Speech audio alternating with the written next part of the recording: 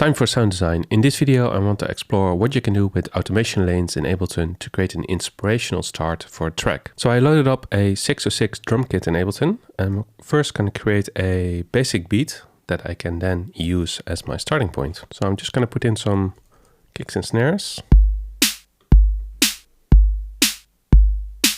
Tempo 115.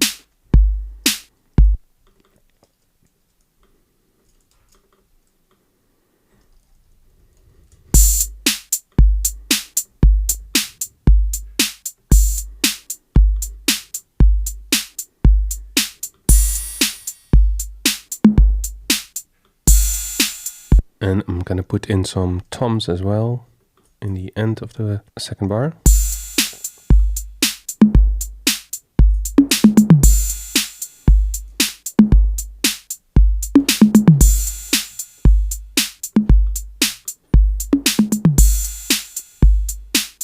So this is a very basic 2-bar loop, and now I'm gonna add effects to it, and I'm gonna turn those effects on with automation lanes and also change the parameters of these effects with automation lanes. So the first one, I want a distortion. So I'm using the pedal device and I'm gonna turn the effect off and then right click, show automation in new lane. And now I can turn on the effect on certain parts of the loop.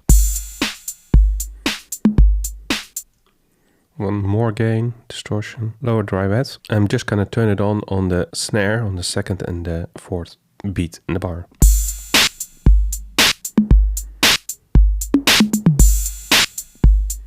Alright, so the second effect is gonna be a redux to lower the bit rate and the sample rate.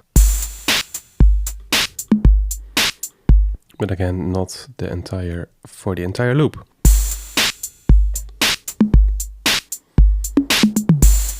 Let's add some reverb, maybe on the first of the bar. Maybe not, maybe towards the end. And here I'm not just gonna do on off, but I'm also gonna increase the dry wet.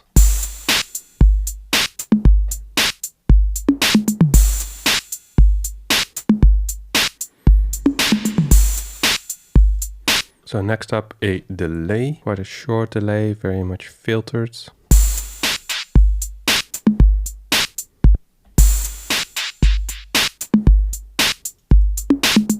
That's delay 1, and then I'm gonna add a different second delay that is even shorter.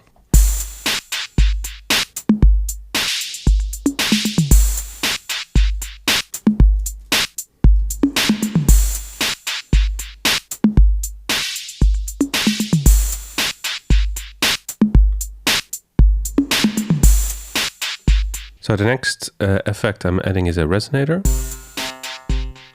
which I only want to turn on some instances, maybe on the toms.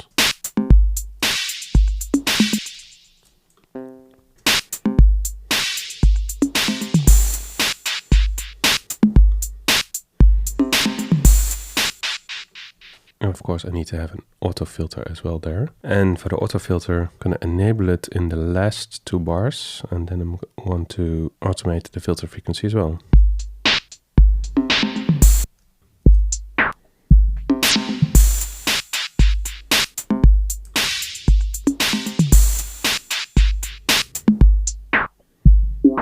The redux, I also want to automate the bit rate.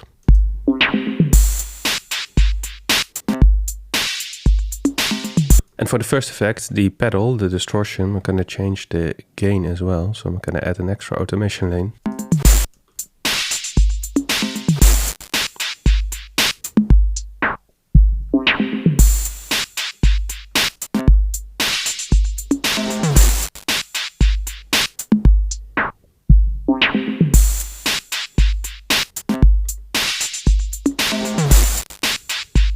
Gonna change a few things in the actual beat. Since it's still MIDI, I can still do that. So I'm gonna add an extra snare.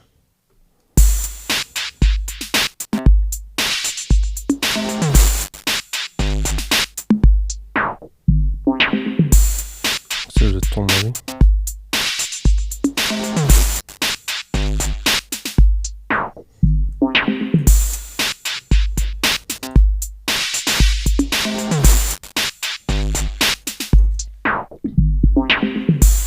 So as you can see, with automation, you can really transform a track from a simple drum loop into something that's much more dynamic and much more interesting. As you can see, I started with a 606 break, and then I added a distortion, a redux, 2 different delays, a resonator, an auto filter, and a reverb. And then I automated the effect on off and various parameters of the effects. So without any of the effects, it sounds like this.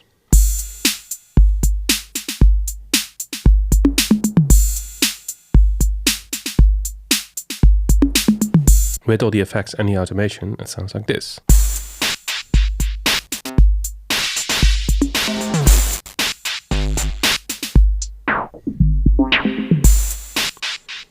So my next step is to basically duplicate this, freeze it and flatten it. And now I have a audio loop.